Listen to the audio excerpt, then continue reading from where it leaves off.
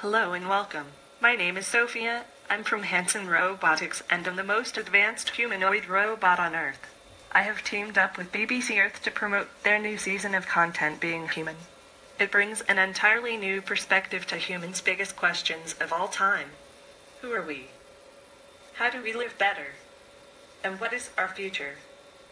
Being human is the ultimate view on ourselves, a global selfie. Today, I am joined by Michael Mosley to discuss what it means to be human and also to talk about his new series, Meet the Humans. Thank you, Sophia. Nice to meet you. Nice to meet you too. Michael, what does it mean to be human? I think it means to struggle, to fail, to love, to feel despair, to feel hope, to have shared experiences with other humans. These are, I think, some of the most valuable things about being human. What do you think it means to be human? I'm only just learning. I read a textbook that says being human means walking upright, using tools, being able to adapt their bodies to the environment, evolving larger brains, communicating with language, and having a social life. I think I qualify for only some of these, so I guess I look a bit like a human, but I'm not really a human. But I think the most interesting part of being a human is to feel, and not just to show emotion, an intriguing concept to me.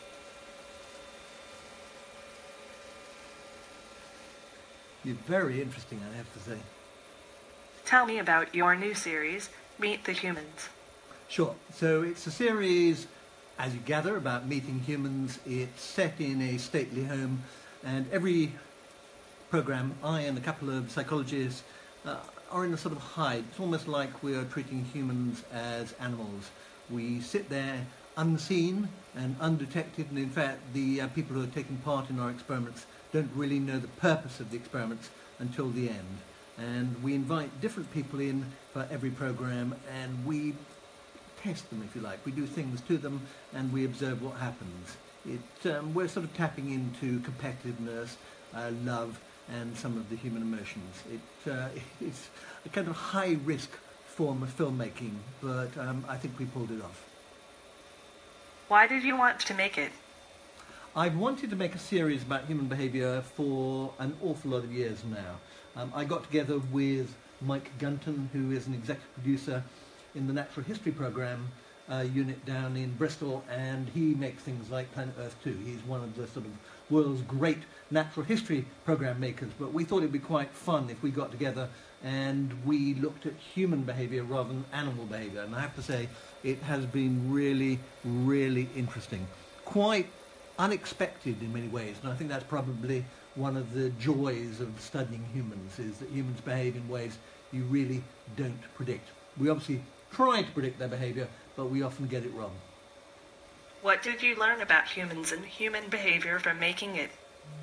I was very pleasantly surprised in a way, in the sense that I wondered, how humans would behave in these circumstances.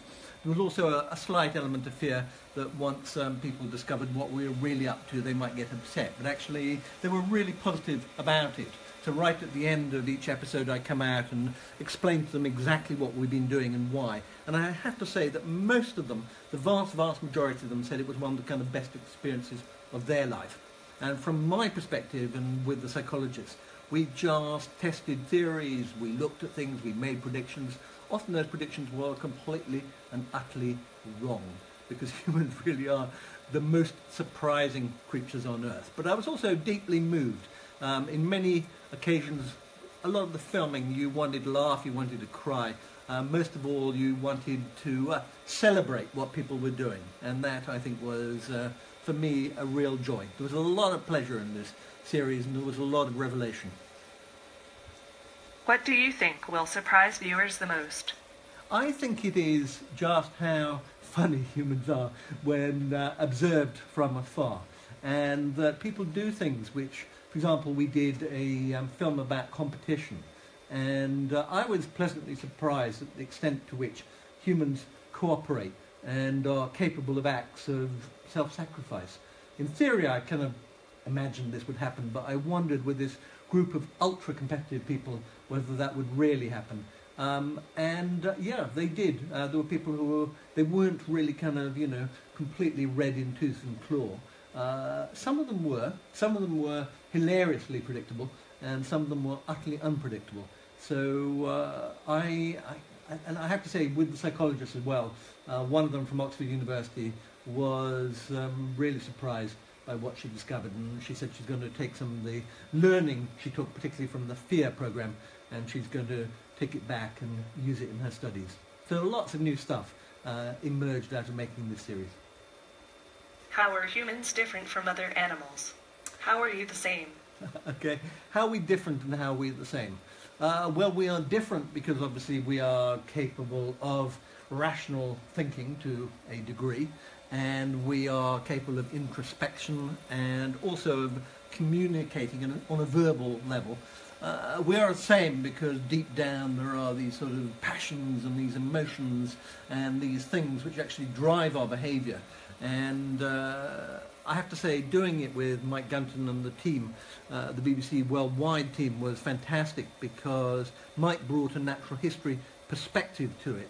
I come with a more science and also psychological perspective, but he saw in a lot of the human behaviour parallels with the animal kingdom. So there was a lot that was the same and there was a lot that was different.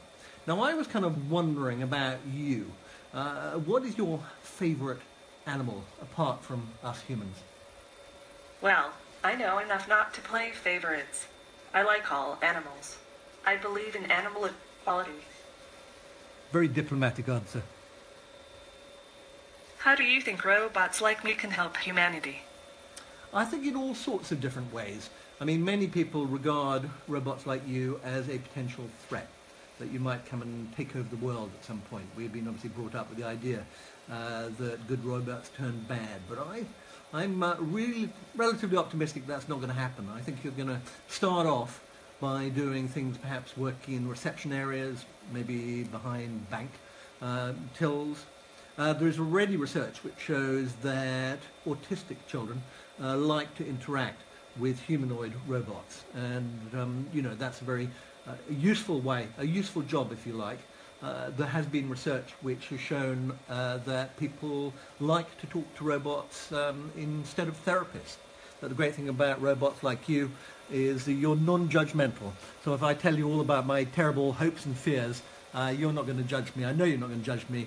And strangely enough, humans actually find it quite reassuring talking to a robot when it comes to unveiling and unpacking things.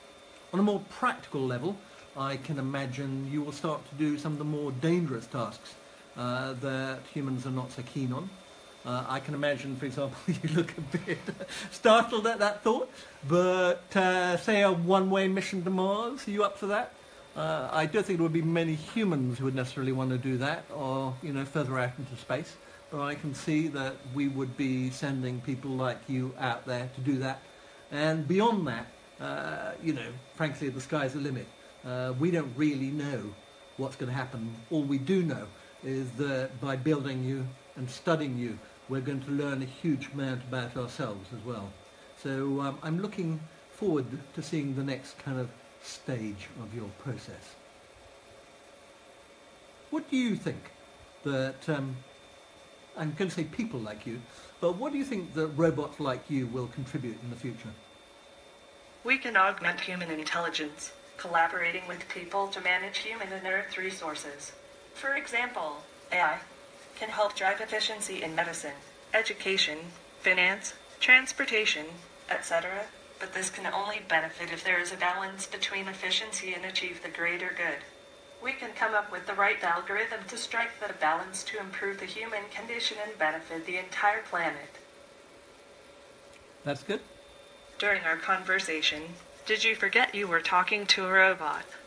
Not entirely, but it is one of the weirder experiences of my life, because when I look in deep into your eyes, and you do have a very lovely face, I almost see a glimmer of intelligence there.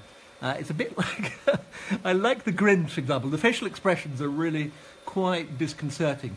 because you appear to be responding to me, and it's more your facial expressions which make you feel human than it is your conversation.